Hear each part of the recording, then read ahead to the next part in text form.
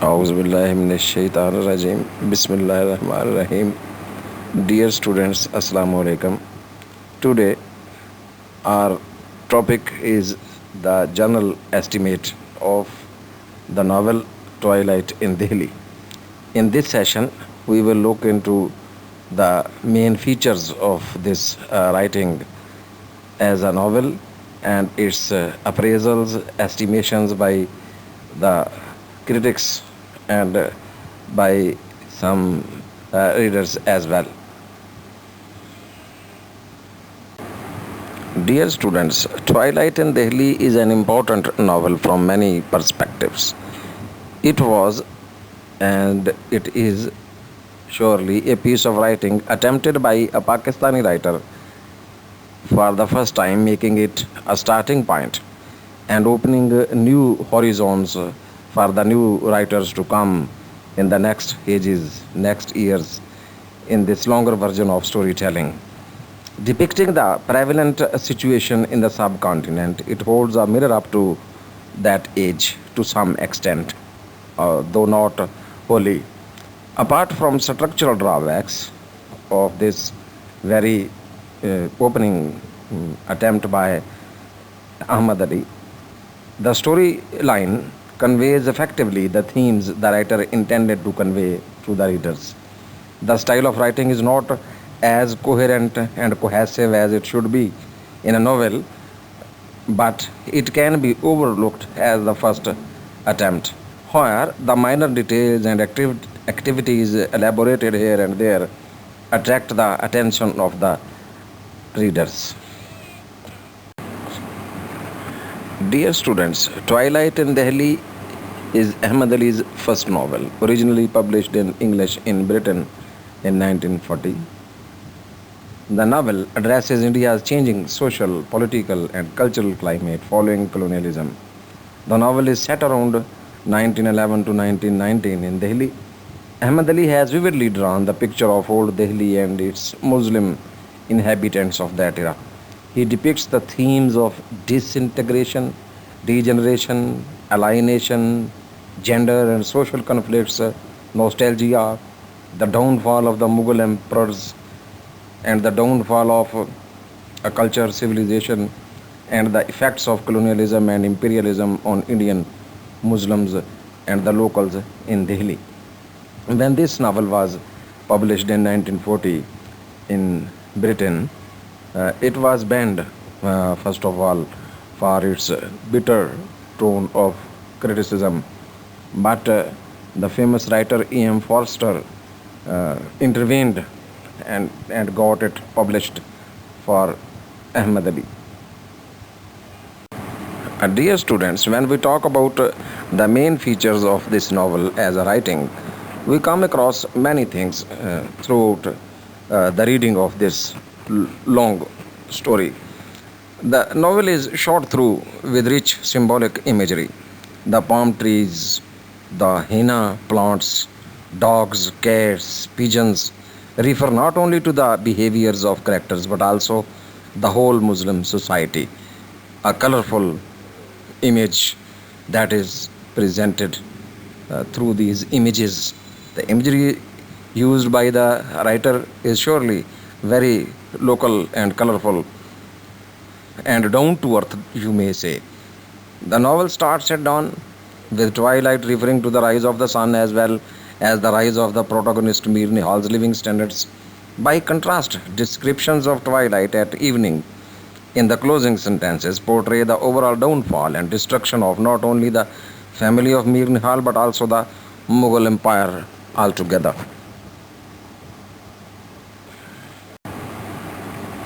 Dear students, Ahmad Ali's Twilight is surely a marvelous novel of its own kind. Marvelous in the sense that it is his first attempt, and no writer can be blamed much more than that he has attempted this new thing, new style, with a new style of writing, a new thing for him to intrude into a new world indeed. Although he was very familiar with short story writing, in Urdu already knew how to write stories, how to uh, knit stories rather, but novel writing was a new thing for him. However, it was a marvelous attempt. It brings before our eyes a true motion picture of how the Muslims of the subcontinent used to live their religious, social, cultural, single and collective group life, that is, during the tumultuous years of 1857 to the present. Ahmad Ali shows us all the positive as well as negative aspects of the Muslim cultural life of the subcontinent. So, there is no taboo binding the hands of the writer to omit this or that part of the life. He presents life as a whole in all its aspects and colors. Both positive and negative aspects are covered very beautifully. The details of Mehru's marriage with Miraj, the son of Bhopal millionaire, added with the details of Mushtari Bai and Baban Jan, provide ample proof of this negative positive aspects depiction. We also find details of two pastimes that were very popular at those times among the gentry: pigeon flying and kite flying. That are, there would be only a few such cities in the world which have become living landmarks in the history of the world at large. One of them is surely Istanbul, and the second is Rome, the Grand Rome, symbol of the Greek civilization and the symbol of Sultanate Osmania, Istanbul. Delhi is also one of such landmarks in the world, standing as a landmark of history, landmark of culture, age old traditions. Dear students, set in this rich historical background of Delhi, the subcontinent, one of the oldest civilizations of the world, surely comparable to any rich civilization of the world, Delhi can boast rightfully of a culture and civilization that has its long, deep roots going back into the 2nd century BC, built in 1453 BC, rather by the name of Hasantapur by Raja Yashidra after the great battle of Mahabharat, as is described in Mahabharat. Delhi had seen many ups and downs in its long history. It has seen the rise and fall of the Muslims, the rise and fall of the Khiljis, the Sayyids, and the last and not the least, the supreme, superb, and colorful reign of the great Mughals. A long list of their great emperors, and the last one, Bahadur Shah Zafar, the last of the Mughal dynasty who was overthrown by the Britishers. And this type of historical perspective provided as a background and backlash of the novel by Ahmad Ali has a very significant meaning in itself. It implies that this land has got its own roots, and the emergence or the occupation of the Britishers in this deep rooted cultural land has just shaken the very culture, the civilization of this land and the local people. Dear students, here in this novel we find details of destruction, decline, downfall, frustration. According to the novelist himself, destruction is in its foundations and blood in its soil. It has seen the fall of many a glorious kingdoms, and listen to the groans of birth. It is the symbol of life and death. Ahmad Ali has seen the lanes, by-lanes, and streets of Delhi with great affection. So Ahmad Ali has drawn a detailed picture of life going on in these lanes and by-lanes during the last 10 years of the 19th and the earlier years of the 20th century. The life is the true representation of the decaying Indian Muslim civilization during the period referred to above. We may say, picking out the point from here, that the depiction of life in this novel is true to life.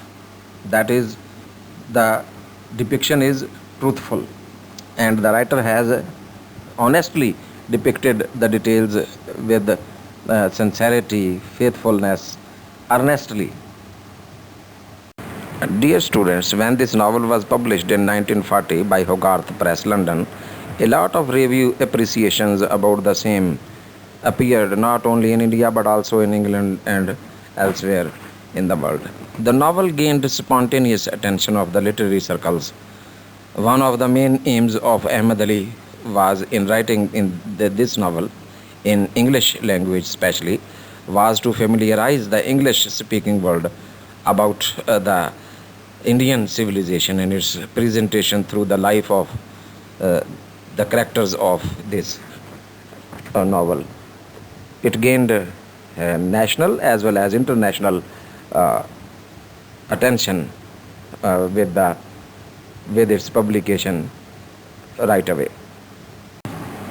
Dear students, in his essay entitled Some Reflections on the Novel, Ahmad Ali himself writes, the novel is not an imitation but representation of life and its changing shadows, reflecting their movement and directing the changing scene of human activity in all ages and societies. For the canvas of life is too vast and can be presented only in the moments of shattered desire or contemplation, calm and rising hopes and ambitions.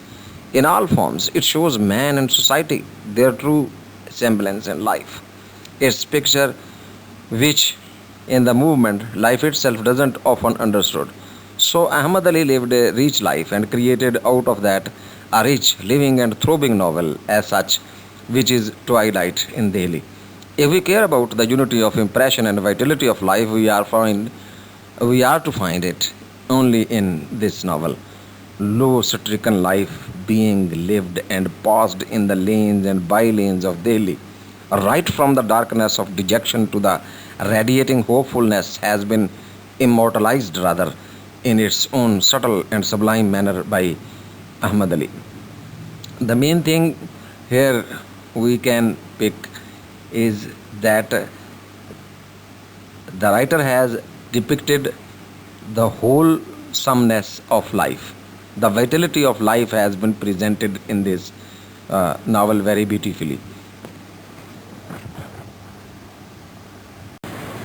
Dear students, now we come to our final word of this session. Before going ahead, I would request all of you to take help from the previous question, the critical question we discussed in the previous session, the title of the novel.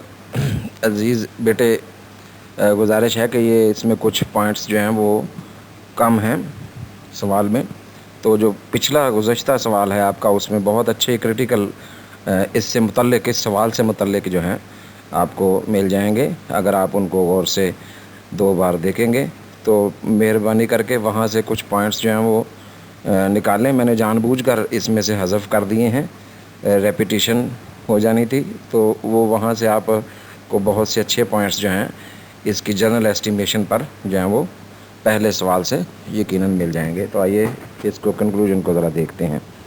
Set in 19th century India, between two revolutionary movements of change, Twilight in Delhi brings history alive before our eyes, depicting most movingly the loss of an entire culture and way of life.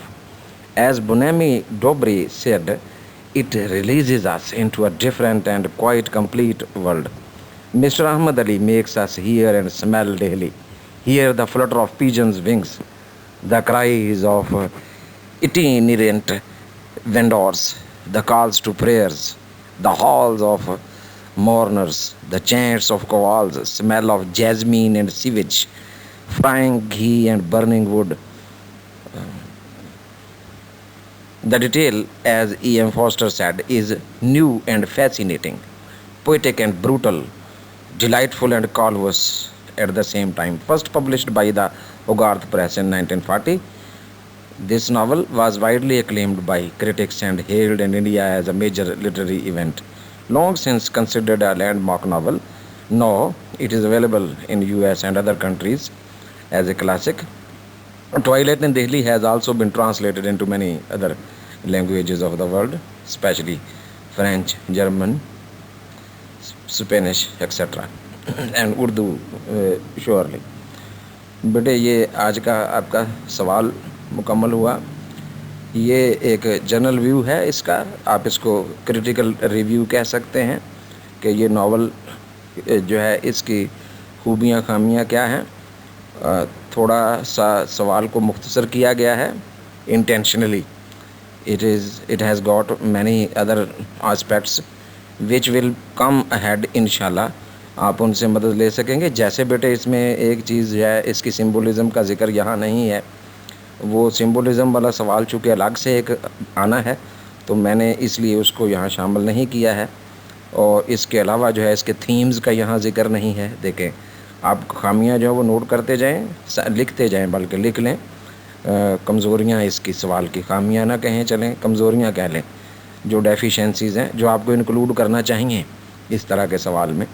तो वो जो दो major चीज़ें हैं बेटे, themes और इसकी सिंबोलिज़म, वो नेक्स्ट सवाल चूँकि अलग से आना है तो इसलिए यहाँ उनको इंक्लूड नहीं किया गया है। तो मेहरबानी करके नेक्स्ट सेशंस में से उनको यहाँ शामिल कर लीजिएगा, तरतीब को जहन में रखिएगा। अज़ीज़ तलबा व तालिबात, आज का काम मुकम्मल हुआ। इंशाल्लाह अगले सेशन में फिर मिलेंगे। टिल देन अल्लाह हाफ़िज़।